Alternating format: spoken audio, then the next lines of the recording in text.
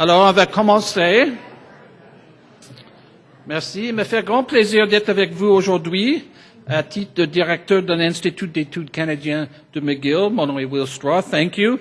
It gives me great pleasure. Not everything will be bilingual. To be here today with you in my capacity as director of the McGill Institute for the Study of Canada, or the MISC as we call it. Je vous remercie pour votre participation à notre événement. Le bilinguisme a-t-il un avenir au Canada? Thank you for coming to this event. Does bilingualism have a future in Canada? We have many fascinating guests with us here today. It's been a great pleasure putting this together with our team, and I'm sure it's going to be a very interesting afternoon. I'd like to introduce several people to you before we get going. First, joining us is Mr. Richard Clément, who is the Director and Associate Dean of the Official Languages and Bilingualism Institute of the University of Ottawa, a partner in this event. Mr. Clément will be opening the event. We will also hear from Professor William Chaib, who is Interim Vice President International for Concordia University, who are also partnering with us in this event, in a wonderful case of inter-university cooperation. Then our Official Languages Commissioner, Graham Fraser, will speak to us for several minutes. Ensuite, puis M. Pierre Curti donnerait une conférence d'ouverture qui serait suivie d'une période de questions. M. Curti serait présenté par la professeure Gillian Lane Mercier, doyenne associée à la Faculté des Arts de McGill. We will then have a panel discussion followed by a question and answer session, and our panel moderator is CBC Radio 1's Bernard Saint-Laurent, host of C'est la vie and Radio Noon. He will be presenting our panelists. Puis, l'honorable Stéphane Dion donnera la conférence de clôture. Monsieur Dion serait présenté par Christopher Manfredi, doyen de la Faculté des Arts de McGill. Une dernière chose avant de laisser la parole à nos invités. Nous avons demandé à une grande variété d'individus de venir nous parler aujourd'hui avec des perspectives très diverses au sujet des langues et du bilinguisme. Je vous demanderai d'écouter avec respect pendant les discours et la période des questions. So I'd like to add that we have a variety of speakers representing different positions today with very diverse views on a subject that, as you may know, occasionally gets a little heated. I would ask that everyone here remain respectful and courteous, both while listening to our speakers and during the question and answer periods. And in particular, during the question and answer periods, I would request that you ask questions rather than stand up and make statements. So without further ado, that's why it's called the question period. Without further ado, ladies and gentlemen, Professor Richard Clément.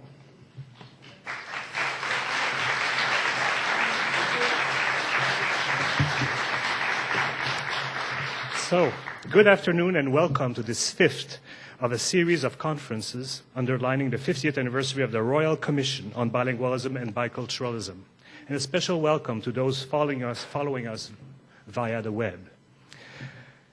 Le 19 juillet 1963, le gouvernement canadien de Lester B. Pearson instituait la Commission royale d'enquête sur le bilinguisme et le biculturalisme, aussi appelée Commission Laurando-Dunton ou Commission BB, avec le mandat, et je cite, de faire enquête et rapport sur l'état présent du bilinguisme et du biculturalisme et de recommander les mesures à prendre pour que la Confédération canadienne se développe d'après le principe de l'égalité entre les deux peuples qui l'ont fondée, compte tenu de l'apport des autres groupes ethniques à l'enrichissement culturel du Canada, ainsi que les mesures à prendre pour sauvegarder cet apport.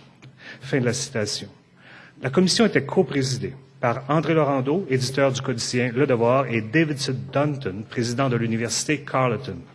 La commission publia son rapport final et ses recommandations en 1969.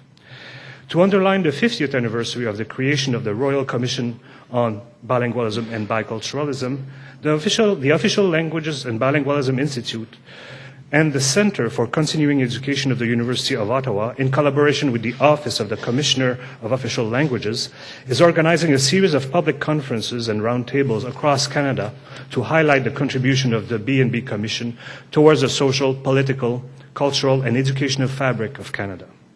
This series of conferences, tables, will take place between February and June 2013 in the following cities: Moncton, Montreal, Ottawa, Toronto, Winnipeg, and Edmonton.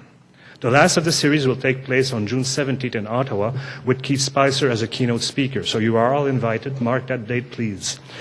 Nous sommes reconnaissants à Will Straw, directeur du McGill Institute for the Study of Canada, et à son équipe d'avoir assemblé en bien peu de temps des conférenciers du calibre de ceux que nous allons entendre aujourd'hui. Merci également aux collaborateurs de l'Université Concordia.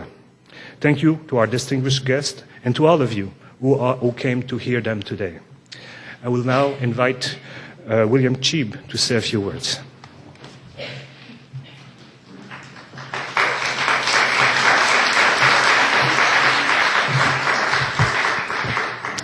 Thank you, Clément. Good afternoon, everyone. It gives me great pleasure to be here with you today. Loin d'être un expert dans le bilinguisme et le biculturalisme, et par crainte de retarder les conversations sur ce sujet aujourd'hui, je vais limiter ma parole à 2 mots seulement. Le premier est plus officiel, et je veux juste dire que ma présence aujourd'hui est celle de mes collègues de l'Université Concordia, témoigne du soutien de notre établissement à la question du bilinguisme ici. Alors, l'Université Concordia a notamment mis en place des programmes préscolaires et parascolaires afin de s'assurer que nos étudiants, nos professeurs et nos chercheurs maîtrisent les 2 langues officielles. Mon deuxième mot est plus personnel. Et c'est bien de se débattre entre nous sur le sujet du bilinguisme, de sa pertinence et de son évolution. Mais après plus d'une décennie d'avoir travaillé dans les relations internationales du côté des universités, c'est intéressant de partager peut-être avec vous très rapidement comment les gens nous perçoivent de l'extérieur comme étant bilingues. Alors, j'ai choisi juste des témoignages d'une façon aléatoire de collègues que j'ai côtoyés à l'étranger et qu'est-ce qu'ils disent de nous.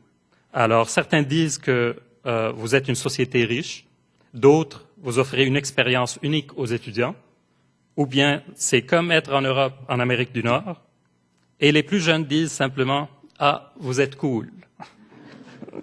Alors, sur ce, et au nom de l'Université Concordia, je remercie tous les partenaires qui ont contribué à l'organisation de cet événement, ainsi que tous nos invités.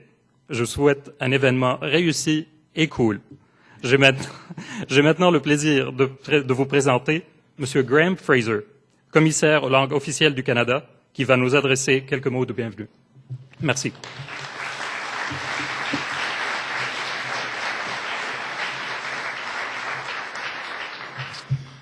Merci beaucoup et j'aimerais commencer par remercier le McGill Institute for the Study of Canada, McGill, Concordia et l'Institut des langues officielles et bilinguisme de l'Université d'Ottawa pour leur rôle en organisant cette série de conférences.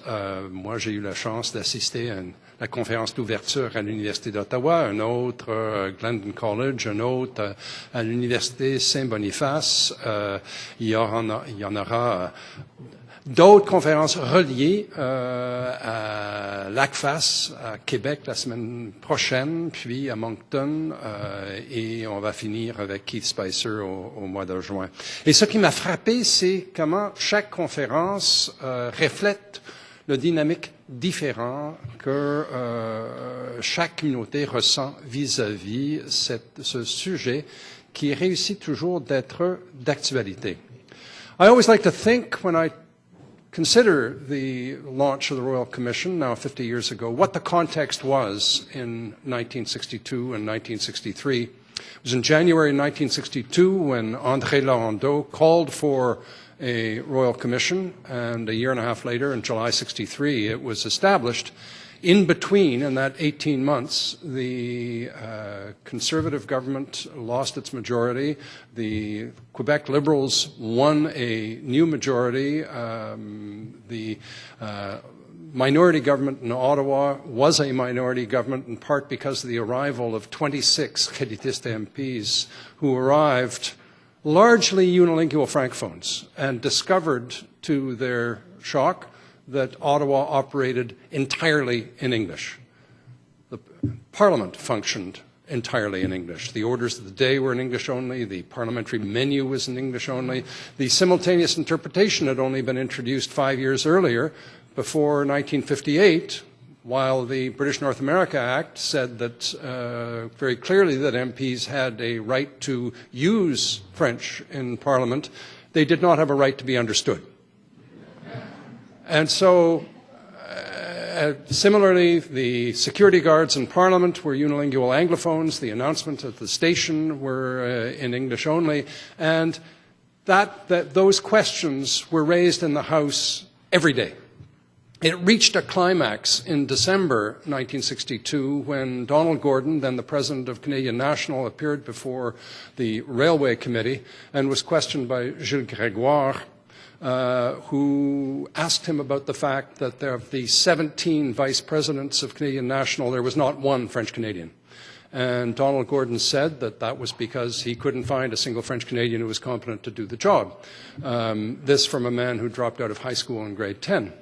The resulting demonstrations in every university campus in Quebec had one interesting result. The largest demonstration was here in Montreal, and this was the first time that Bernard Landry appeared on the front page of the Globe and Mail.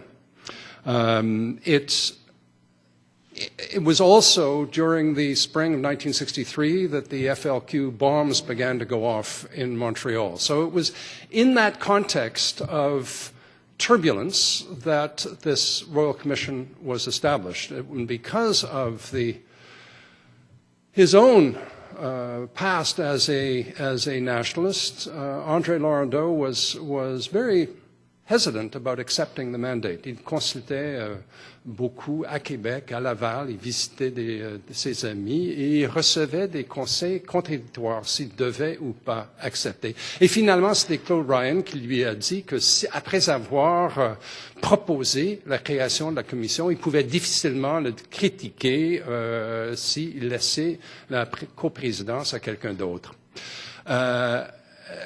Pour moi, McGill a joué un rôle très important dans la Commission royale d'enquête sur le bilinguisme et le biculturalisme.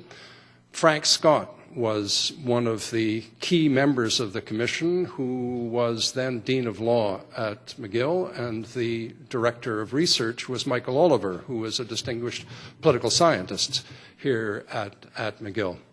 One of the other key figures in the research process was Léon Dion, the father of Stéphane Dion.